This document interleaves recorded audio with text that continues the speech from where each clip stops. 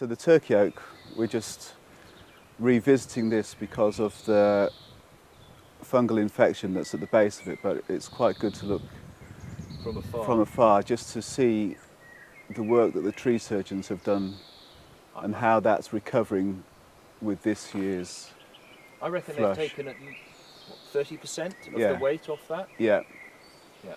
They've got a really nice sympathetic shape and the tree's recovering well, and it looks like it's got good vigour. From our point of view, the decision not to cut it down was really helped by having the what was that? The tomograph. The tomograph, yeah.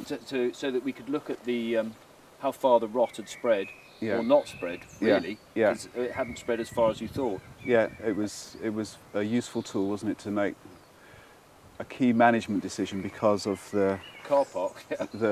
the target of the car park. So, but what often or sometimes happens with when you reduce a tree that's got a fungal infection is that the tree uses its energy reserves to deal with the pruning wounds that have taken place, and that sometimes gives an opportunity for the fungal infection to increase in vigour. So it'd be quite good if we go and have a look at the bracket and see what's going on there. What we're looking for is how these rings show the vigour of the fungal growth.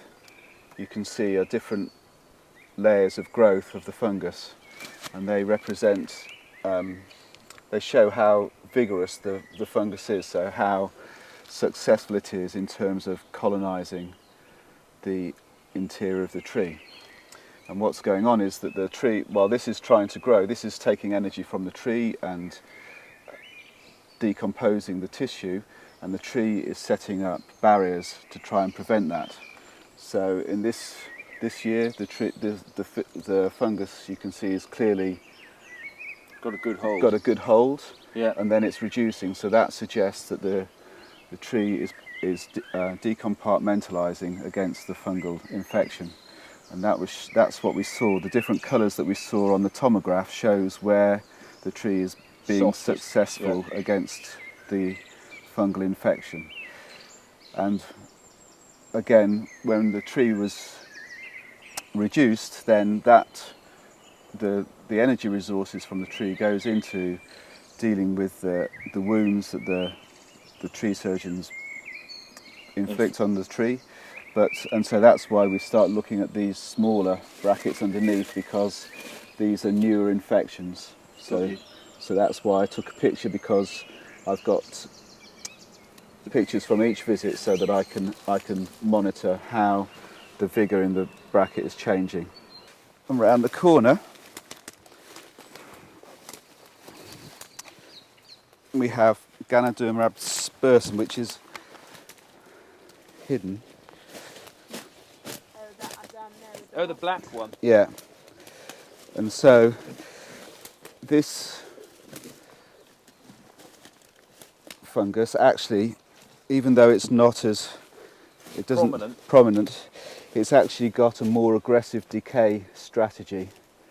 And then we saw this on the tomograph, how the decay in this area, what we were concerned about is whether the two areas of decay met, and then how that related to the overall circumference of the tree. And we made the decision based on the tomograph, but also on the reaction growth that the tree was putting on. The tree knows that it's under attack from not under attack, that it knows that there is a fungal infection going on, and it's responding to that by putting on more vigorous growth in the this sort of So you can see that the quality of the wood here is different on this buttress, where we've got the two fungal fruiting bodies, is different to the buttress at the back, where you can see this is more older bark and this is younger, fresher bark, and this is the reaction growth being put on to compensate for the decay that's going on inside the tree.